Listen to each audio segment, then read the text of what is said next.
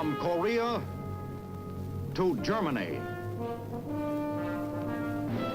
From Alaska to Puerto Rico. Pilot to troop commander, we are now 2 minutes from target. Altitude 800 feet, airspeed 177. Happy landings and good luck.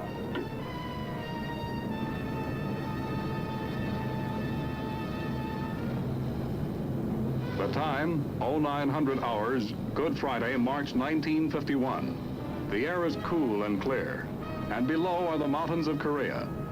This is enemy territory north of Seoul, 10 miles short of the 38th parallel. And these paratroopers of the 187th Airborne Regiment will not be welcome. Artillery and vehicles make the jump too, from flying boxcars.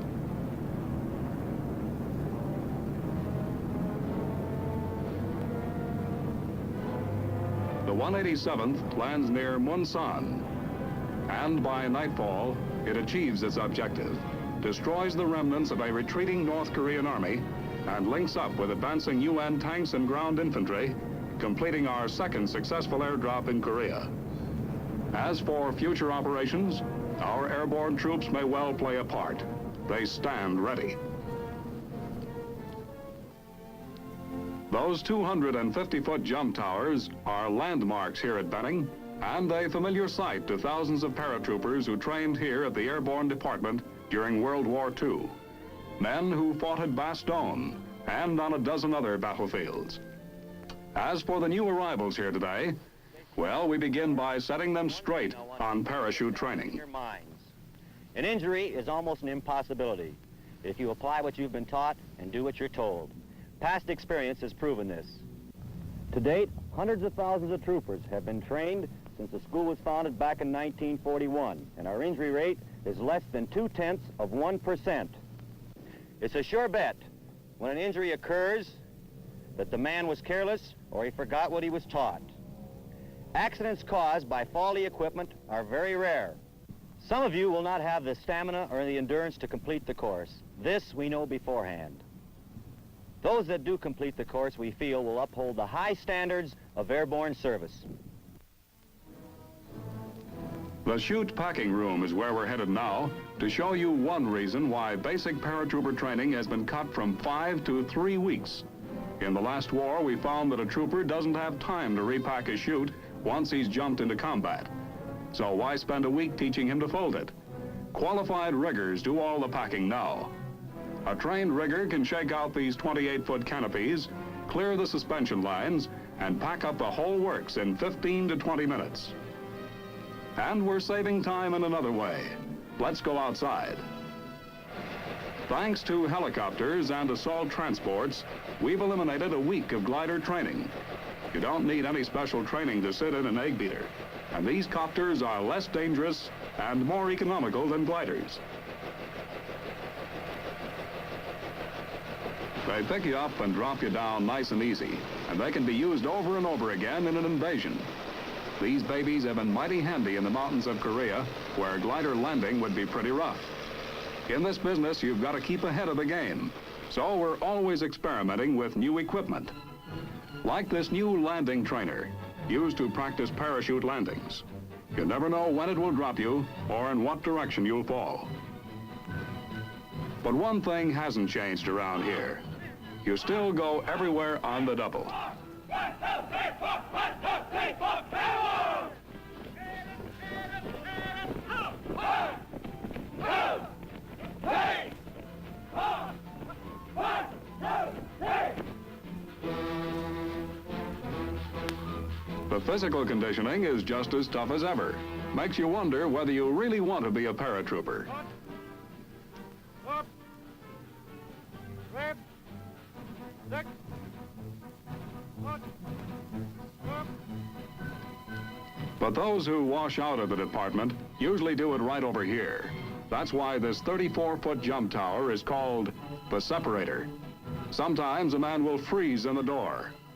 A new group is being oriented right now. Mock tower orientation period. Observe to your front, you see a 34-foot mock-up tower.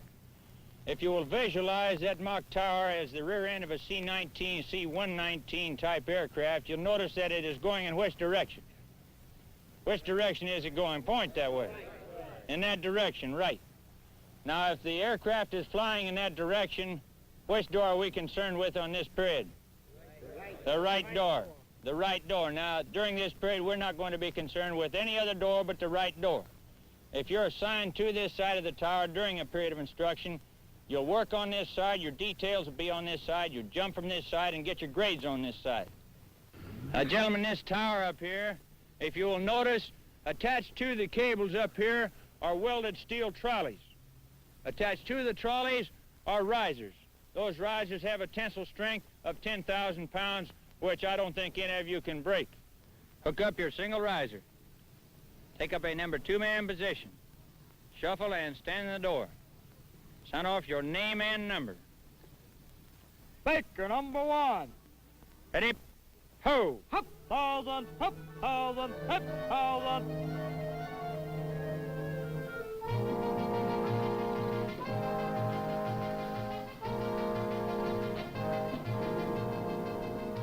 Here you learn the correct body position from the time you jump out of the plane to the time your chute opens. Every jump is criticized. 462. Soldier, you had your hands crossed on your reserve and you're too vigorous. You're trying to go out too far instead of going up in the air. Recover. 457. 457. Soldier, you had your head up. Fade apart. Over in the 250-foot tower area, men are learning to handle their parachutes. We'll move over there now. We call this the home of suspended agony. Uncomfortable, but it helps you learn how to handle your chute in the air, how to guide the direction of your fall by pulling on those risers.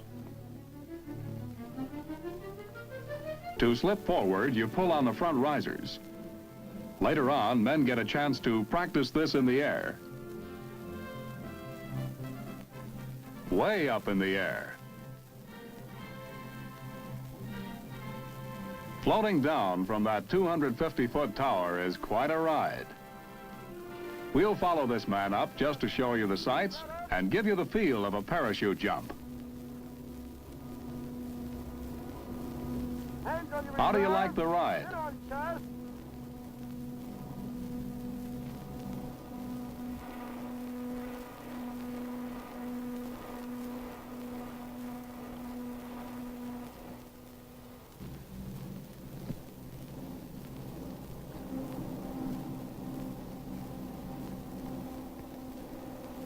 Feet on knees together, knees slightly bent, eyes off the ground, reach well up on all 4 risers. Make a good landing fall. On your feet, soldier. Let's go. Drop 1, drop 2,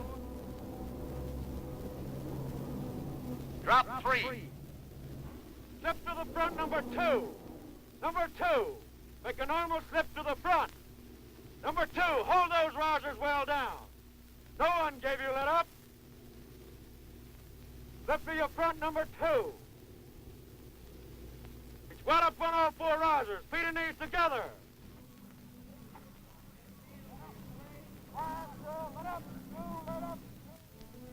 Over here at Lawson Air Force Base, men are waiting for the big test, an actual jump from a plane.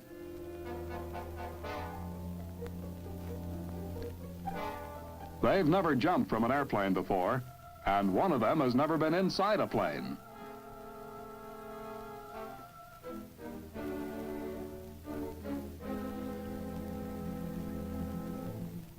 Equipment is checked carefully before the takeoff. Each man wears a reserve chute for emergency use.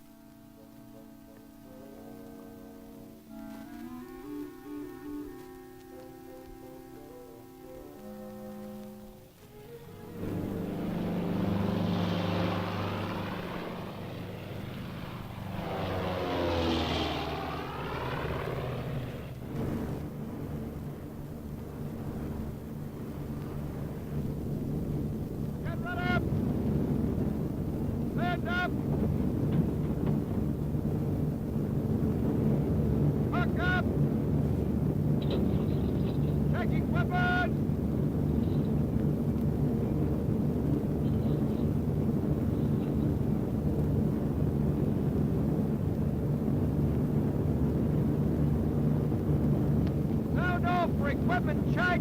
16 okay. 15 okay. 14 okay. 13 okay. 12 okay. 11 okay. 10 okay. 9 okay. 8 okay. 7 okay. 6 okay. 5 okay. 4 okay. 3 okay. 1 okay.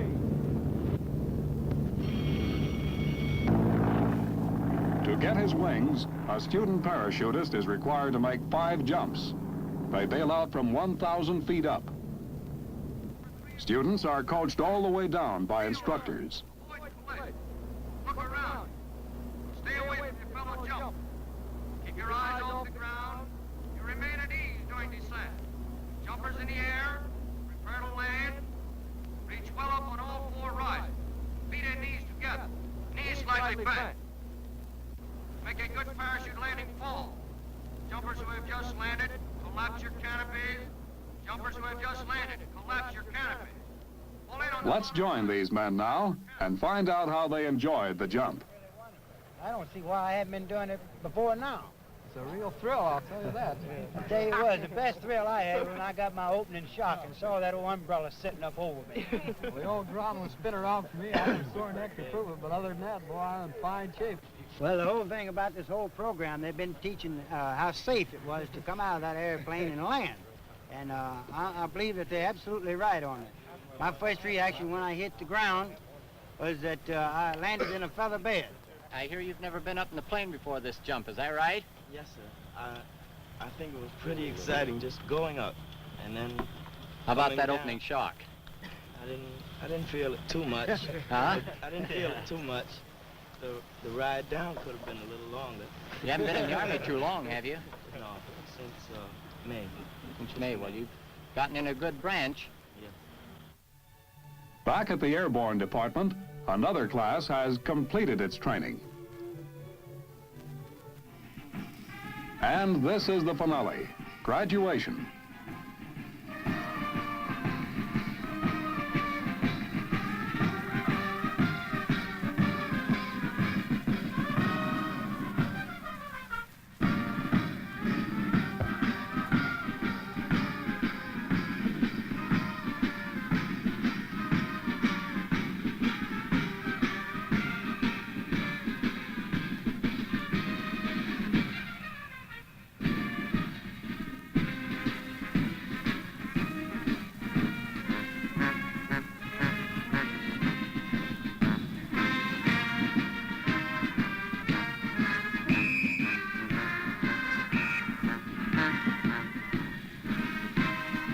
Officers and men who have worked and trained together to win their wings.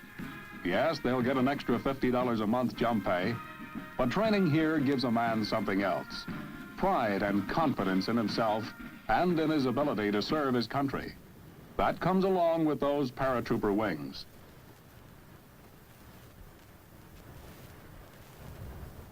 You are assembled here this morning to receive your parachute qualification badge. The badge of distinction, the badge of an outstanding soldier. You should be proud of yourself, and you should wear that parachute qualification badge proudly.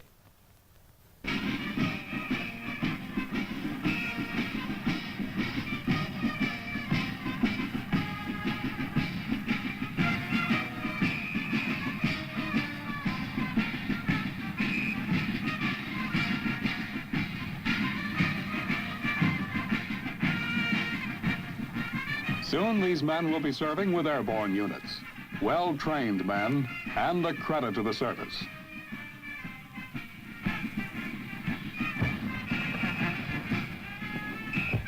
That's the story from the Airborne Department, Fort Benning, Georgia.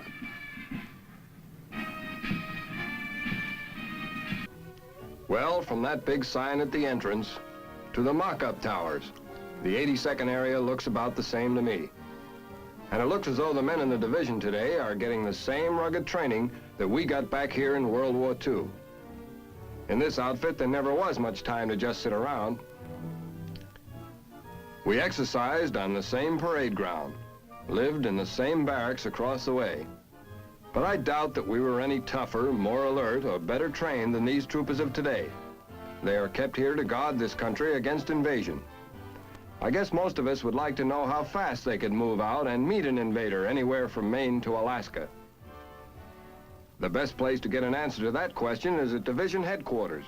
Of course, our World War II commanders, General Ridgway and General Gavin, have moved on to new assignments. General Gerald J. Higgins is the head man today. He's a man with many years of airborne experience. General, how long would it take the 82nd to move out of here into action? This division is always prepared to move out on short notice. We keep our combat units at full strength, our equipment ready to roll, and our arms and ammunition immediately available. From experience gained in past alerts, I know that this division can board planes ready for combat within 4 hours of the time we receive the alert notice. To give you an idea how this works, I have just alerted a rifle company. They're getting ready to move out now. Company is getting ready. That's Captain Douglas Culpepper briefing his platoon leaders and non-coms. This is our drop zone, our assembly area. We secure our main route of advance along this road. Our objective is the airfield. We must have that airfield in order to establish resupply base for future airborne operations. All right. It's exactly 1000 hours. You have 1 hour. Have the company ready to move, full combat equipment. Any questions? Move out. In a few minutes, everyone in B Company gets the word. Gentlemen, our mission is to secure the main route of advance. And we'll also protect the left flank of Company B. Now, you have just 20 minutes to be back here in full combat uniform. Okay, shove off. Let's go. Okay, the sergeant said 20 minutes. Let's do it in 10 and give him back half of them. Let's go, move it, let's go. These men sure have the spirit of the old 82nd. Matter of fact, some of the old-timers are still around. There's Master Sergeant Herbert Kitchen. He's been with the outfit since it was activated back in 1942. Went through most of the campaigns in Europe. Now he's got about 130 jumps. And some of you may recognize Gilbert Roberts over there by the truck. He's a master sergeant now, joined the division in '42, jumped with us in Sicily and Holland. And you'll remember these names on the street signs, men who didn't come back. PFC Charles de Klopper, he won the Congressional Medal of Honor in Normandy. Lieutenant Colonel R.G. Cole, Medal of Honor, killed in Holland. Private John R. Toll, Medal of Honor, killed in Holland. Names not forgotten by the 82nd. Seeing these men ready for action somehow takes you back to those hours before the jumps into Sicily, Normandy, or Holland. We were dressed about the same, and our minds were working overtime.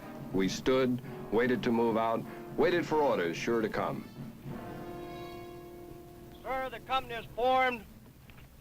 Have the men load up. Load up! Okay, let's go, men. Moving quickly. Load up. Let's go. Load it forward in the truck quickly. Let's go. We're headed now for a marshalling area next to the airfield. The procedure in the marshalling area hasn't changed much since the old days. Every man still gets a careful briefing on where he's going, what the objective is, and what he can expect. Men, your drop zone is Sicily North. You're flying from north to south at an azimuth of 220 degrees. Your flight time is approximately 1 hour. Your formation is a V in trail. Your IP is over Hill Lake, at which point the 4-minute red light will indicate 4-minute flight to the DZ. Your secondary checkpoint is Manchester Road, 10 seconds prior to exit over crossbar of T set up by Pathfinders. Mass parachute jump over crossbar. Now, a word of caution. The wind upstairs is 15 miles per hour. Downstairs between 8 and 10. On your emergency procedure, on the intermittent ringing of the bell, I want you to stand up, hook up, and sit down. The pilot will then try to correct the emergency. If unable to, he will cause a constant ringing of the bell. At that time, you stand up and bail out. But before takeoff, they still practice jumps from a mock-up. Stand up. Hook up. Check equipment. Sound off for equipment check.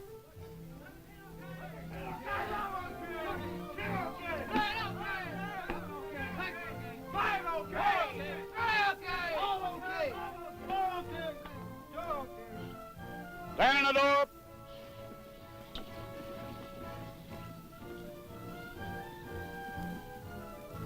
Ready? Ho!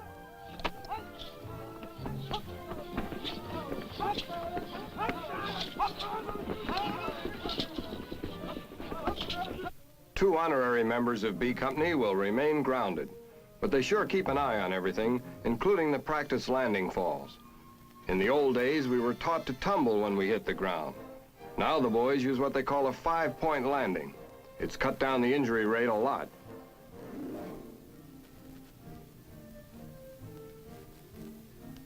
From here, they move over to the trucks to draw their main and reserve parachutes.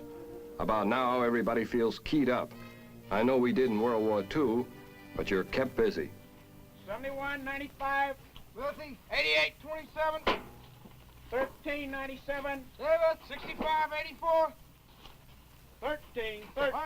Martinez, 17.01. 14.74. Warren, 71.04. The pilot and the jump master are checking the weather, takeoff time, jump time, and other flight details. Don't get the idea that paratroopers do nothing but put on chutes and jump out of planes. They're infantrymen, well trained to fight on the ground after a jump. And we always packed all the weapons used by an infantry company. You carry some of them in those general purpose bags. All told, you may carry over 100 pounds of equipment. You're not light on your feet. Of course, every man gets checked very carefully, and those riggers really know their business. They don't miss a thing, and that's fine with you. The worst part of a jump is that waiting, standing or sitting. The closer you come to takeoff time, the higher the tension gets, even for the old-timers. Bill, how many jumps will this make for you? This makes my 49th one. Well, John, how do you feel? You still got that old good-luck charm with you? I sure do. I've had it with me now for 75 jumps, and it hasn't failed me yet. Boy, that rabbit deserves master jump wings, don't it? I don't think an invader would like these men, climbing aboard a C-119, carrying machine guns and other weapons with them.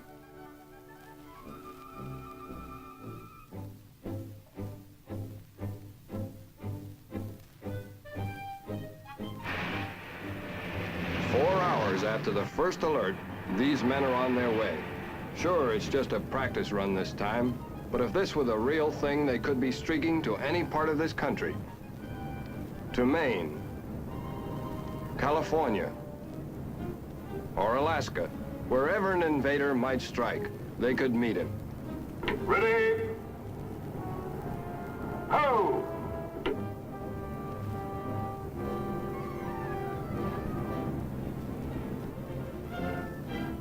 In that sky, there's a message for all of us who ever wore paratrooper wings. Just this. So long as there are men who have the spirit and the courage and the desire to meet the challenge of the air, a part of us will never die. And across the nation, when night comes, every American can rest easier knowing that these men are here and ready.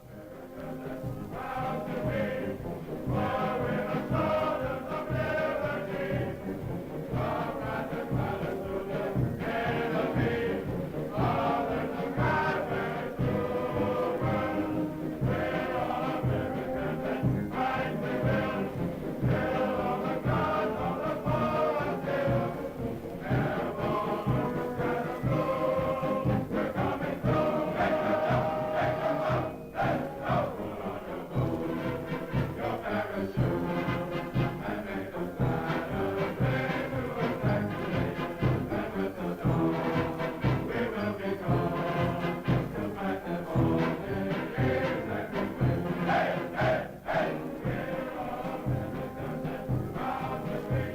Yes, we can still be proud of the 82nd.